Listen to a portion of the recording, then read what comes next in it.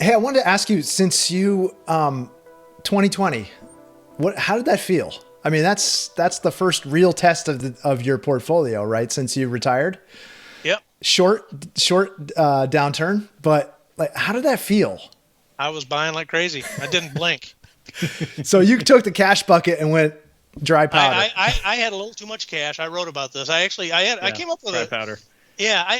And in the past, I've been through enough down markets. 33 years of work. I've been through I don't know how many downturns, and you just kind of, I've never gotten anxious about them. Yeah. And I came up with a concept. I wrote a post about it, and it's right in that time frame, March of 2020, maybe Yeah. April or May. I wrote the post.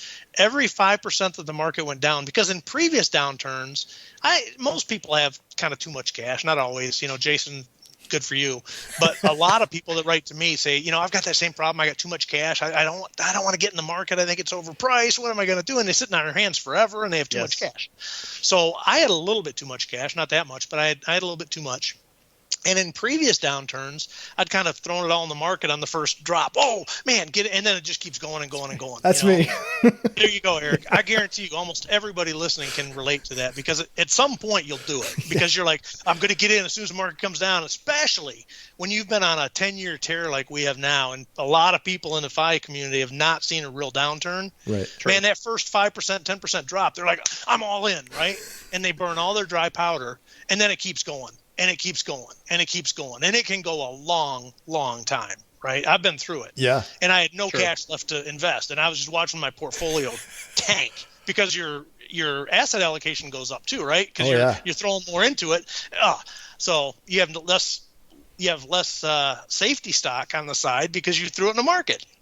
So it's dreadful. So what I came up with was, okay, I'm going to try to find a little bit more methodical approach to this. Yeah. And every time the market came down 5%, I would take 1% of my net worth and either take it out of bonds or cash. Like I said, I was predominantly long in cash, but I had quite a bit in bucket too.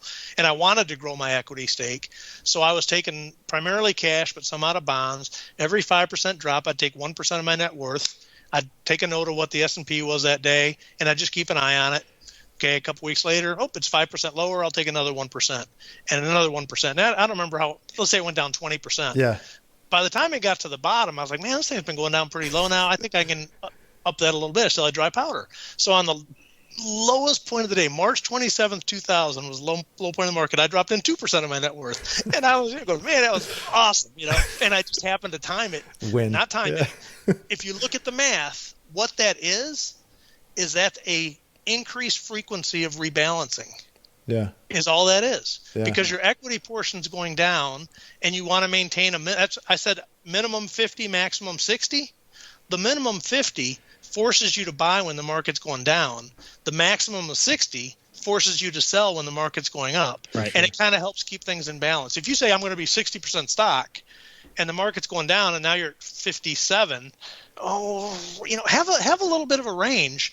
And it's really easy. I'm getting antsy. I think the market's, really on a tear. I should probably take some, I'll pull up personal capital. I'm only at 58%. I'm good. And that's it. Yeah. A 30-second glance, because I've kind of set these ranges on the asset allocation. I love it. It really helps. Yeah. Yeah. I heard you talk about that, and I read that post, and I thought, people have to, if they haven't read it, they have to hear about it, because I love systems that you can put in place that you just reference, and it's an operating system. And I feel like, just having read so much of your stuff, that you have all of these systems just everywhere. And I'm really envious of it. I don't view myself that way, but you're really analytical and all, but I'm not. I'm just a normal guy. But what I've found is the more things, it's no different than automating your savings when you're working, right? Yeah. If you can automate your savings, what does it do? It makes it easier. Right? You just, you're saving. Done. The more things like that you can build into your financial management, the easier it gets, because you kind of know what you're going to do. You don't overreact. You don't panic. I've got my buffer if things get. Now, would I do the same thing if I only had 3 years of cash? Maybe not. But I had a little bit extra. So, you modify it based on your current situation. Yes. But knowing in advance there is going to be a bear market, people, I guarantee you by 2023 the market's going to be down 20-30% at some point. It happens. Yeah. So don't freak out about it. Think about it beforehand. No different than when you're pre-FI and you're trying to think about what your life's going to be post-FI. Well, when you're in a bear market, think about how you're going to react when a bear market, or bull, think about a bear. Just anticipate stuff instead of reacting all the time. If it's down in 23, it's going to be 2 more years, man.